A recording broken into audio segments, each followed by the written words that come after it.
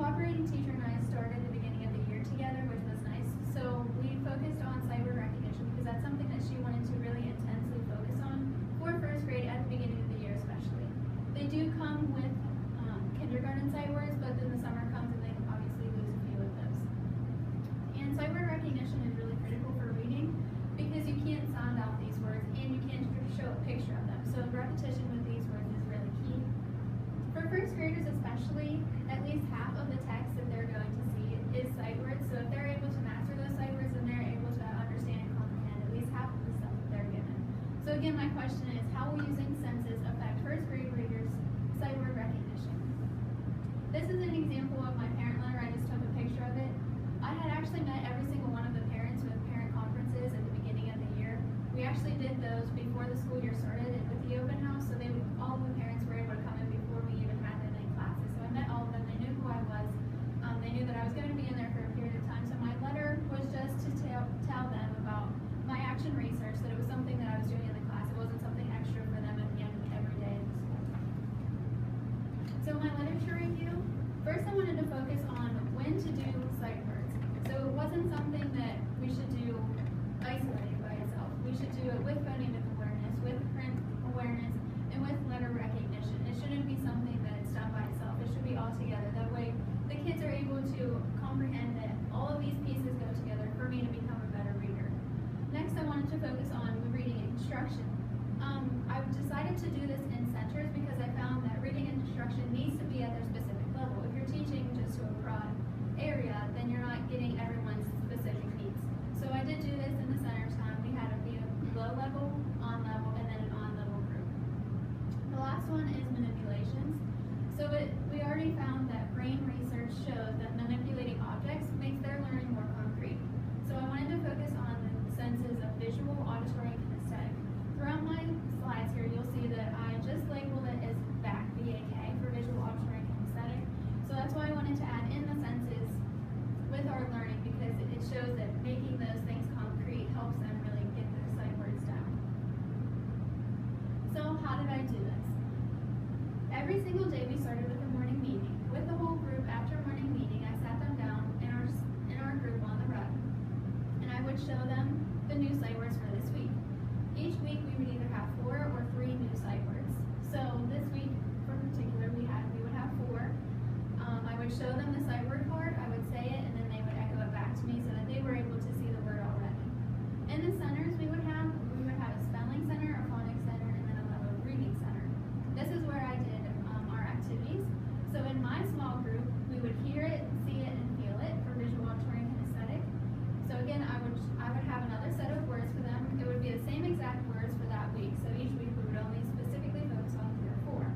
So again, I would show them the word, I would say it, and then they would repeat it back to me. And then we had different modes of writing out the words so that they would be able to feel it. So we did sand writing, magnetic letters, whiteboard paddles, smartboard writing, and then the glue tracing. So here are my assessment strategies. For the pre-test, you can see if they weren't able to repeat or say the word, for instance, we would circle the word. So you can see this student wasn't able to know any of them, so each word is circled. The weekly assessments, like I said, we only focused on 1 row of words each week. So then this was just what they would be focusing on Friday. That would be the words that they would need to know. If they knew them, then none of them were circled.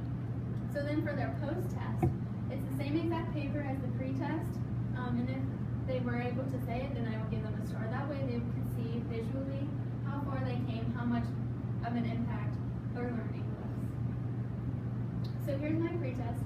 You can see 2 students didn't know any of them. Student C knew 4, and then student D knew 1. And there were 19. In each slide, up at the top in parentheses is the number of words that we focused on that week. So first week is our pencil box and sand writing. For this one, I had individual pencil boxes. I put a black piece of paper on the bottom, I glued it down, and then put the sand on top. Part of my research that wasn't included in my literature was finding that the concept of print is better understood when it's dark letters. So I wanted the background of the sand to be dark. That way they could understand it better from research that showed that. This week we focused on 4 words. You can see 3 of them got all 4. Student B only got 3. You'll see in the later slides on each graph, student B is a little bit lower than the other ones. We had a concern with her attendance. She was repeatedly missing Monday or Tuesday for some reason. That was something that was never really figured out. She wasn't switching homes like mom and dad on the weekends or anything, but her attendance did play a big factor into her progress. So the next week was whiteboards.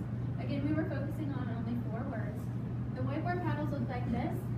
I would write it on my paddle, turn it around, show them, say it, and then they would echo back to me. And then they were to write it on their paddle. Now, each line they didn't write. I only had them write it 3 times, just to practice their printing again. 3 students were able to get 4, and then student B again, she had 2. Magnetic letters, this is an example of our board. All of the vowels are in red, and then the consonants are in blue.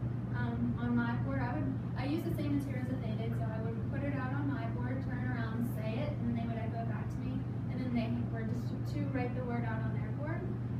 2 of them got 3, student B got 1, and then student D got 2. So the next one was smartboard writing. I wrote the lines on the board with black, and then the middle line you can't really tell, but the middle line is red dots, and then I wrote my word there for them, and then each student took a turn coming up and writing it at least twice. So 2 of them were able to get 4, and 2 were able to get 3. The final one was glue tracing. They had a lot of fun with this one. Again, attendance played a big role into it, but they had the most fun with this one. I made the individual index cards. I wrote the words. That way they're writing. They would be able to understand what the word said with neat print and not in their handwriting. So I wrote the words out for them, and then they took liquid glue, Elmer's glue, and traced over the word, let it dry, and then they were able to feel the word on the card there. One student was able to get 2, 1, 4, and then 3. Here's my post-test. 19 words altogether were on that first set of lists there. Student A got 16, student B got 10, C got 19, and then student D got 17. So here's a comparison for overall.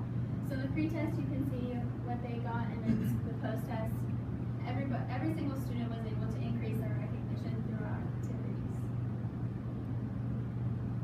So my interpretation of the data, by the end of it, you can see that every single student was able to benefit from our activities. The most major factor that played into it was attendance. We had fun with every single activity, but attendance was a big part of this. And overall, nobody had a negative effect from this. So implications that I would do for myself, I would absolutely use this in my classroom. I have really seen the improvement that the students are able to do with visual, auditory, and kinesthetic, so I'd really encourage that into my classrooms and use that as much as possible, because it's shown that the more that you use those things and reach their learning styles, the better that they are able to understand. For teachers, the activities that we did are materials and items that everyday teachers can use, and they're simple things to use. We could share them between our teachers. And this is something that my cooperating teacher actually still does in her classroom, because it's something that you could teach Monday and Tuesday. Give them the materials, use the materials, know what's expected of them, and then by the end of the week, you don't have to supervise that center. You can just have them do that independently, and they know what's expected and how to use the materials for that. For families, I could send a letter home explaining visual, auditory, and kinesthetic, that their child has different